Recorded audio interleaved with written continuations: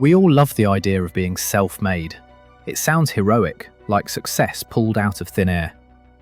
But here's the truth most people never say out loud. No one makes it completely alone. Behind every story of grit is a hand that helped, a door that opened, or a grace that covered what hard work couldn't. The self-made message feeds our pride. It whispers, if you did it alone, you're worth more. That mindset sells courses, books, and hustle plans, but it steals gratitude and isolates the soul. Because when you believe you owe everything only to yourself, you stop seeing people as partners and start seeing them as props. Success isn't born from isolation, it's built from intersections. Every skill you learned, someone taught. Every tool you use, someone created. Every opportunity, someone granted. Yes, you worked hard, but grace gave the ground to stand on. That's not weakness, that's perspective. And perspective protects you from pride. In Deuteronomy 8:18 it says, "Remember the Lord your God, for it is He who gives you power to get wealth." That verse doesn't erase hard work, it anchors it. Faith reminds you that success isn't just earned, it's entrusted. When you see your ability as a gift, you manage it differently, with humility, not ego. It keeps you in competition instead of collaboration. It drains your peace because there's never enough proof. And it blinds you to the quiet miracles in your story. People who believe they're self-made chase validation. People who know they're grace-built rest in gratitude. Grab a sheet of paper, draw 3 circles. First circle, write, my effort. Second, other people. Third, God's grace.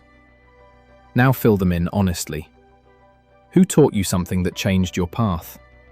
Who forgave a mistake you should have paid for? Where did things work out that logic can't explain? That's your grace map. Keep it where you can see it. It will humble you on good days and hold you on hard ones. Next time you succeed, say this out loud. Thank you, God, and thank you to those who helped me get here.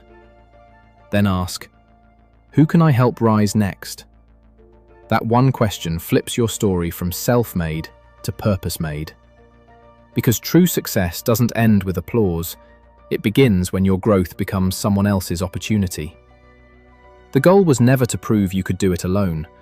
It was to prove you could stay faithful while doing it together. Real wealth is peace. Real success is stewardship. Real power is humility. When the world says self-made, you can smile and say, no, I'm grace-made. Every now and then, pride will whisper, you did this yourself. When that happens, remember the late nights you almost gave up, and the strength that came from somewhere bigger than you. Humility doesn't shrink you, it stabilizes you. Because if grace got you here, grace can grow you further. Maybe it's time to rewrite the goal. Not be self-made, but be faithful in what you've made. Measure your success not by trophies, but by how many lives feel lighter because you existed. When your story gives someone else hope, that's legacy, and no one does that alone. If this message spoke to you, take a second to like the video. It helps others find truth when they need it most. Comment below and tell me, what's one moment in your journey that proved you're not alone? I'm Richard, reminding you to master the art of starting small.